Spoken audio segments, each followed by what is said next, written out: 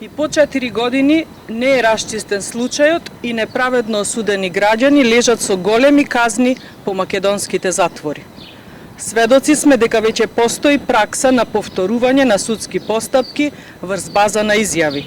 Затоа посакуваме и повикуваме на расчистување и на овој случај, односно да се добие можност за повторно и овој пат се надеваме правично судење.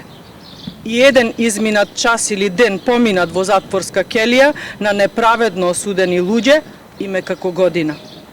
Ние, како пратеничка група на ВМРО, ДПМН и коалицијата, секогаш сме осудувале и ќе осудуваме секаков вид на насилство и од тука повикуваме вакви настани никогаш повеќе да не се случат и повторат, но повикуваме и конечно во Македонија да почнат да владеат правото и правдата.